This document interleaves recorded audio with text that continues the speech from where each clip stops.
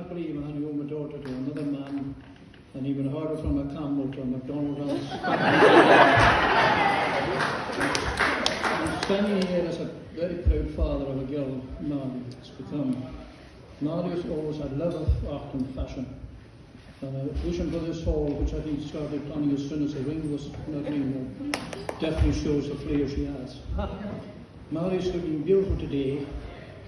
That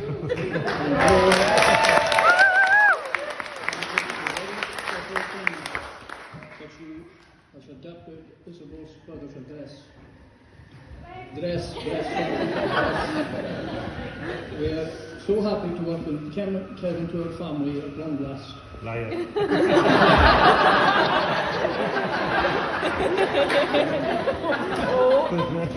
We certainly didn't go into this marriage quickly, but all these years we got to know Kevin very well, and he has slotted in with us all. Kevin is a very solid young man with great faith, and we are thankful that this is something that they both share together. We are glad that they are going to be living close by, and I'm sure the road to Scotland will be taken more and more. Is that right? you never know, I might get to enjoy it. I am a man of few words, but as many as you know, my darling wife likes to talk. So I'm handing her over to finish.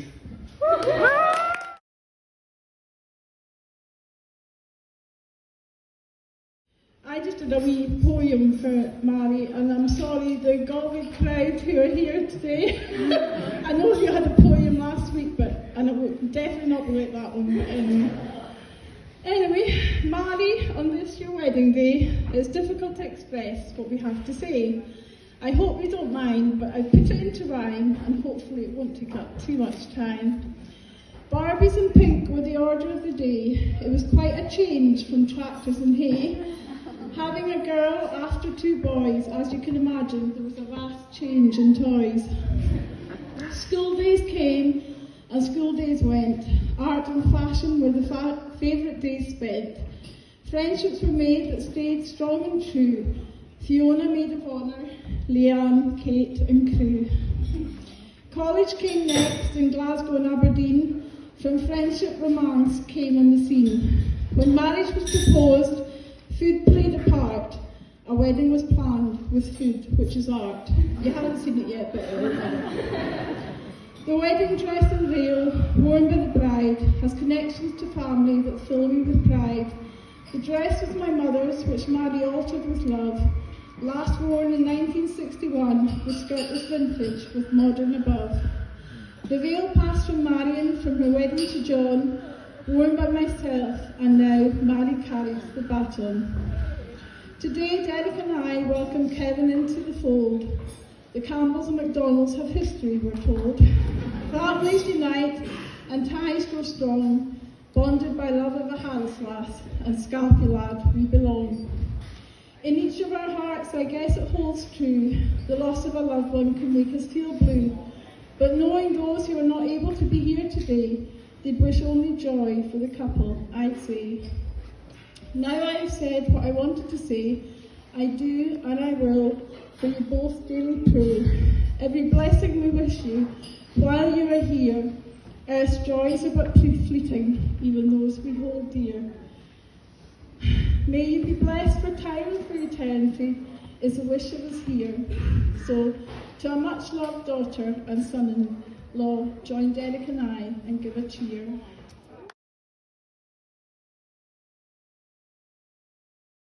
Gentlemen, friends and family, I can finally now say, on behalf of my wife and I,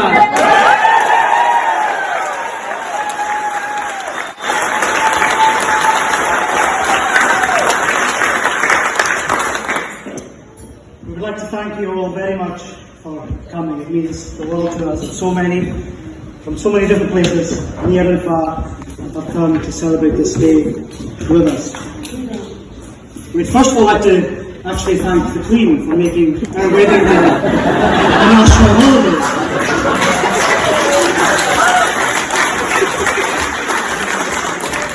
She she really went above and beyond for us. But we're so glad also that we got to enjoy such wonderful weather today. We just had one of the nicest days of the year on our wedding day, so we're really thankful to the Lord for the weather we've had today. For friends and family, again we give so much thanks for the gifts and support, such strong support we've had over the last months and over the last year. Truly, all the gifts, small and great, nothing short of humbling. We're so thankful to all of you for supporting us in so many different ways. And we would like to thank both sets of parents. Yeah, could we get a cheer for them in fact?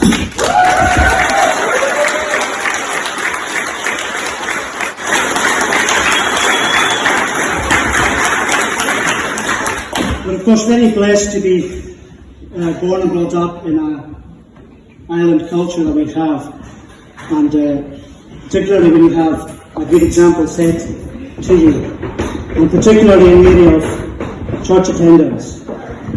We were brought up from a very young age going to church, and we cherish that. We may not have shown it when we were younger, but we deeply appreciate it now. And they've been mentioned already, but friends and family that are not present, we would have dearly loved to have been here. We extend many thanks to you as well. You would love to have been here, but Providence of course overruled. And yet they also have shown immense kindness and support toward us. I'd like to give thanks to the ministers and elders of St. Harris Free Church who so kindly let us use their building today. They have been very helpful and accommodating to us, and we do pray a blessing to be upon them. We give many thanks to Reverend Morant MacLeod for the service today.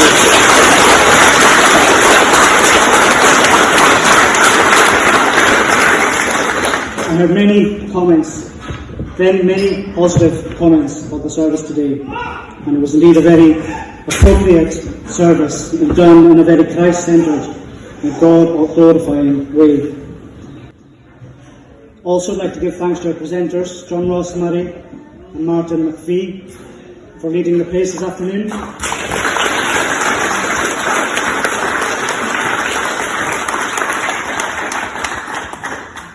Going on to the afternoon, I'm thankful to Sandy, the photographer, who actually stood in quite late on for someone else who had to pull out for health reasons. So it was great for her to come along and help us out today. She did everything so professionally and efficiently, so we really do thank you, Sandy. I'd like to give thanks to Ian Angus as well for the use of the drone. He was so skilled with it that I was tempted to add highway to the danger zone to the playlist.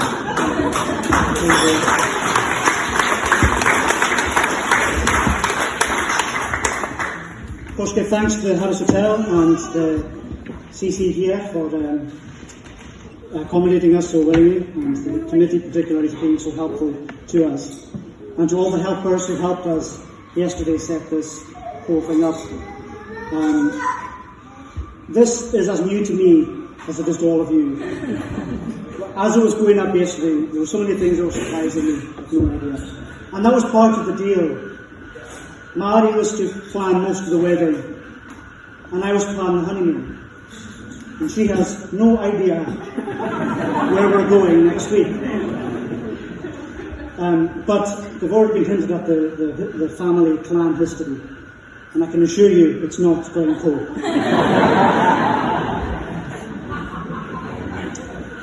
Thankful to Murdo for agreeing to be MC, of course, as well. And Iona as well for doing the cake. Wonderful skill she's shown doing the cake for us.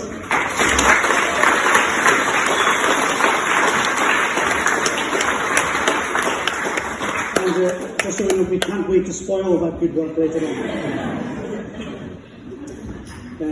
Currently in the kitchen we've got Chris, Nicola and the Flavour team, who are no doubt preparing a very memorable meal for us, and we cannot wait for this speech and cure to be over and done with, so we can get cracking. And there are others who time would fail me to mention who we are so thankful for. All your kindnesses have not been and will not be forgotten. And most of all, I have to say on behalf of both of us how thankful we are to the Lord Himself. He gave us the gift of life, gave us grace, eventually gave us each other. And He always He's given us a home. Most of you will probably know that we were living our respective parents' homes and we didn't know where we were going to live once we got married. Just at the turn of the year, we provided our home for us. He always told us above and beyond all we could ever ask or think. Even in these temporal, He has an golden blessings. And we do hope that He would have the preeminence in all things that took place today. We just, by way of conclusion, to thank the bridal party. First of all, the ushers for the job they did in the church today.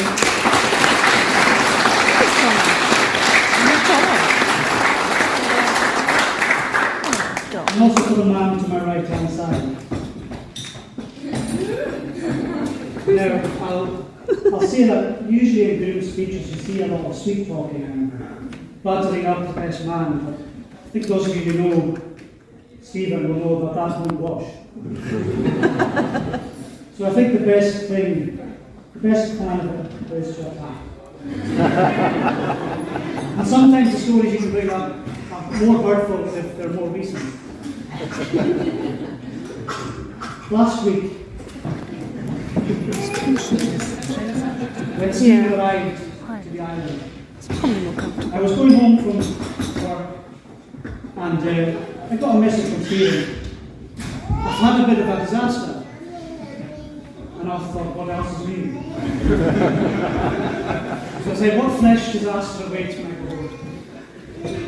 I left my hair clippers at home, and I started using your beard trimmer, and the battery went missing.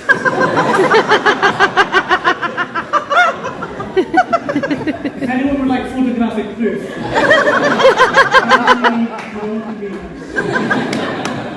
but to put it this way, to quote Del Boy, if your head was a tire, you'd have failed the MOT.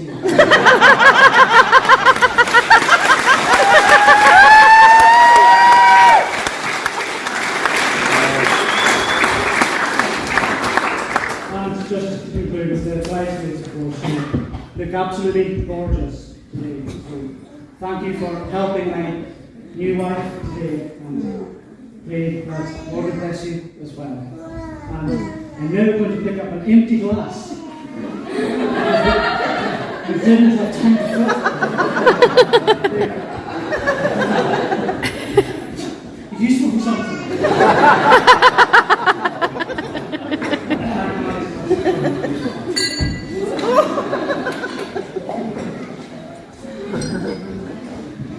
So we all know the upstanding toast.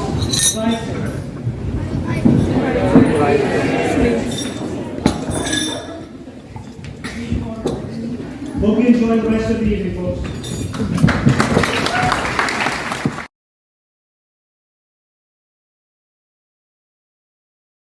If there's anyone here this evening who's feeling nervous, apprehensive, and queasy at the thought of what lies ahead, you're probably the person that's just married Kevin.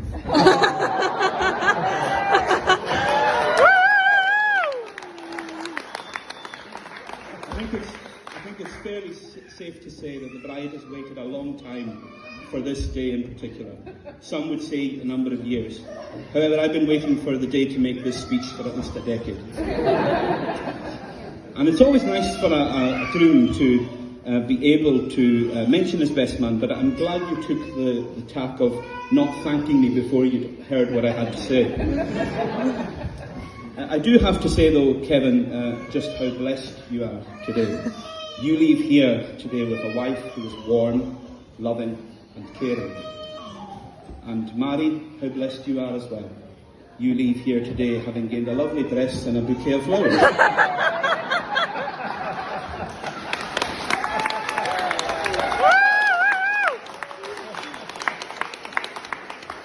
The bride and groom have asked that I don't tell any embarrassing stories. So normally the role of a best man's speech is to give the groom a hard time, but I thought I would start with his good qualities. There's lots of good things about Kevin, like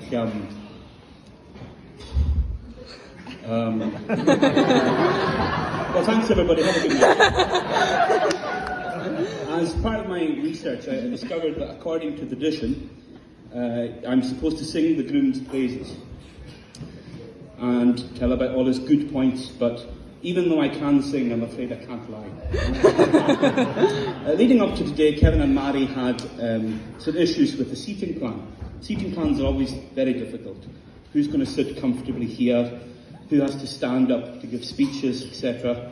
So they decided to use the wedding present list to sort all that out. So the biggest presents at the front and the smaller presents at the back. So on behalf of the bride and groom, I'd just like to say, if you can hear me in the far corner, thank you very much for the teaspoons.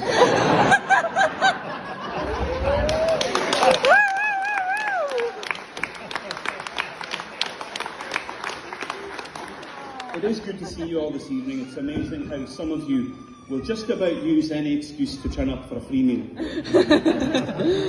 And I can't blame you. I can't blame you. Well, I had to put on my glasses too when I read the words at the bottom of the invite. And Kevin's pay. Hey.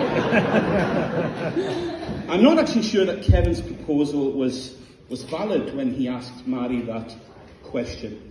Because he actually said, will you marry me? And his puns have an awful habit of getting him into trouble. But it had taken so long, the bride just agreed. So that was obviously a problem with the bride understanding that thick scalp of accent. And Mairi, I can't blame you really, because sometimes I have difficulty understanding Kevin too. I feel it's a bit like, you know, when the BBC issue a sort of text before any programme, saying that subtitles are behind the red button. That's what it's like with Kevin. Initially, Kevin and Mairi had hoped that when they were organising the dates for the wedding, that one of the dates would be actually last week, the 27th of May. And if that had happened, it would have been the 4-year anniversary, I think, of that infamous time we had down in Scarsdale Golf Course. And now, that night when we went to the golf course, I should have seen the signs of love back then. Mairi was making eye contact, giggling, and Kevin was holding the golf club upside down. It was certainly a case of Mairi pretending she was rubbish, and Kevin pretending he was good. Kevin may come across as clever and charming, but he's actually rather clumsy. In fact, whenever he says something stupid, my hairline recedes. Ladies and gentlemen,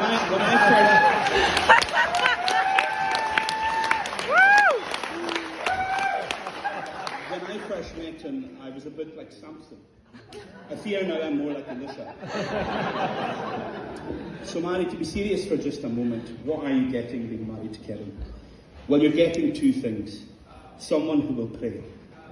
The times I stayed in Kilkenny, in his previous address, I very seldomly walked into Kevin's room where I didn't find him praying, and I didn't find him in his Bible. I would counsel you to use that well, because it's vital to have someone in life that will show you these things. As some of you know, Kevin is studying for the ministry, and he's due to start his studies. He's been given that calling. Many nights we prayed together over that. And he will never forget that his calling, as well as to be a minister, is to be a husband to you too. I can't commend Kevin enough. Truly he's a great man, great friend, and someone who I'm personally thankful for that God brought into my life. Like you, Kevin, I grew up in the midst of sisters. I never had a brother. So it was an honour standing beside you. So I guess you truly are the brother I never wanted.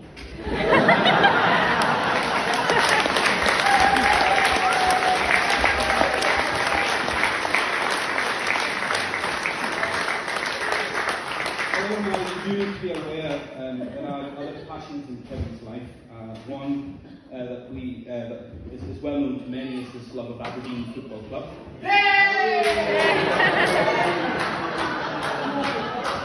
the one Aberdeen fan in the crowd.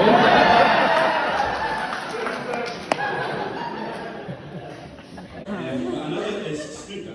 Kevin and I were away last December with our good friend John Ross. And whilst we were away to watch the snooker, we happened to chance upon a few of the players. We saw William Sullivan, Sean Murphy and a few others.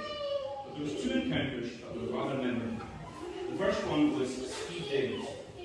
Kevin came bouncing up over to Steve Davis as he saw him across the breakfast table.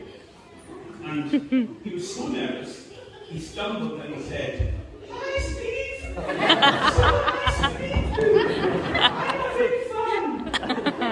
Steve, he was only in the dining room with his mother food. And this guy starts to introduce himself and says, shaking hands is a bit difficult. What about a fist bump? In the 21st century. Anyway, Steve Davis gave him the fist bump and later on we went to the venue. And the announcer said, "Ladies and gentlemen, please welcome back, after a long absence due to COVID, Steve Davis." And this guy's just a costume for a fist bump in the middle of a pandemic. The second one was with the legendary Stephen Hendry. We managed to nab him for a photo, but again, Kevin decided to tell him who he was and what a privilege it was for Stephen Hendry to meet him. Earlier in advice, Stephen Hendry didn't take out his staying room. But as you can see, we have a projector over there. Oh. Projector. We have a couple of messages from a couple of people who wanted to say hello. Hi, this is Stephen Hendry with a best wishes message for the bride and groom, Kevin MacDonald and Mairi Campbell. I hope I pronounced that right. Yeah, if not, I'm really sorry. But yeah, I hope you have an amazing day, an amazing life together. I believe I met Kevin and Stephen at the UK Championships and got a photo. So yeah, I hope you enjoy the snooker. I hope you continue to enjoy the snooker. You obviously play a bit. High break of 14, which is well, not far off what I'm making at the moment actually, but I'm on the golf course. I'm in Ireland. Ken Doherty and Dennis Taylor are in the background, but yeah, I just like to wish the bride and groom the most amazing day and best wishes for the future. Cheers. Hello there, Kevin. Hello there, Mairi. This is a message from Stephen, who's going to be your cool best man when you get married, and I'm sure you make a wonderful speech. But Kevin, a wee message for you. You know, when you see Mairi coming down the aisle, you know, what's the first thing you see? You see the aisle, and then you see the altar, and then you see you. And that's what it's going to be like, Kevin. I'll alter you. But listen, have a great day. I'm sure it'll be absolutely fantastic. And Kevin's sister's Kalina, I know she loves the snooker and she likes my big glasses. But listen, have a great day when you get married. I'm sure it'll be wonderful. I hope the weather's great for you. You take care, God bless, and all the very best to you all. Bye for now. Kevin, Mairi, congratulations on your upcoming wedding. I hope you have a great day. I hope the sun is shining, and I hope all your family and friends have a great day too. You deserve it. And this is from Stephen, of course, your best man. He says that your puns get you in trouble, Kevin, so you got to watch them. And I remember when I got married, my wife came down the aisle like a Scud missile. You could see her coming, but there was all you could do about it, you know. It was a great day. And I'm sure Mairi, she will have a fantastic day as well, and she's going to be in for a treat. I hope you have a great honeymoon. Don't know where you're going, but I hope it's going to be great. And I hope Stephen's speech is going to be good as well. So he says that you should support Rangers instead of Aberdeen. Well, no, just keep supporting Aberdeen, definitely. Or Manchester United, which I'm a fan of, although I can't shout too much this year or for the last 10 years since Alex Ferguson left. So anyway, we won't talk about football. Have a great day, you two. As I said, I hope you both enjoy it, and the best of luck, not only for your day, but for the years ahead as well. Good luck to both of you, Kevin, and to you, Mary. God bless. Ken Doherty.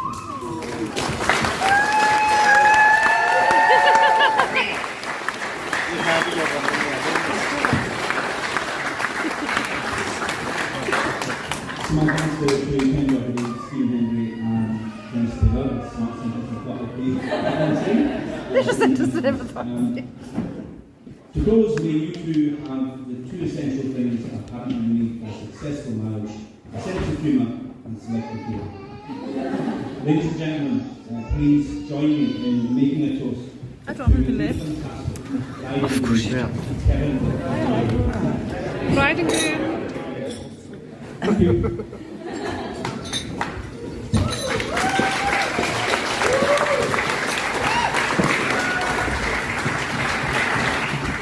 We've got a fishing boat. It's a real like a two-story recreated. We thought, well, what can go wrong? A scalpel going to the cinema with a fishing pedigree. The only problem was the film was rated 12. Kevin was 10 at the time. So it says a lot about my integrity the way I was going to act if we're going to the cinema. Say, Kevin, you're 12. Kevin, you're 12. Kevin, you're 12. And he said, I know, I'm 12. Came to the door of the cinema and the lady stopped. Hello, son. How old are you? How old are you? I'm 10. Cinema tickets ripped up, back home. But that speaks volumes of Kevin, though. And I think that's a story that could be replicated on many other occasions. There's a story about Aberdeen Football Club and Kevin getting tickets to it. I'm not sure if I can. I'm going to say it. Lamsey, you'll enjoy this. So Kevin, as Stephen was saying, is a big fan of Aberdeen Football Club in Zorgenbach. And when he was in Aberdeen, he asked me if I could get tickets to take him to Pittodrie. He said, the only thing is, try and get it in a place where there's nobody swearing or bad behaviour and like that. And I'm going, how on earth do you get that at a football ground? So I managed to get tickets for the main stand, which is probably the kind of safest place to take children and things like that. And it's probably people with travel rugs and plastic coffee and stuff like that. So I thought that was fairly safe. So we sat there and we watched Aberdeen thrash Kilmarnock 0-0. So it was at half time. All the commentary that was going around us was criticising the ref and the linesmen and the officials and things like that, but there wasn't one word of swearing. It was all well behaved and it was intense. It was the rarest moment in a football game I ever heard any swearing. And just as it was about to break up for half time, Kevin says, "Oh gosh." I thought, Kevin, steady with that language. No, that's the worst. That was the worst I heard.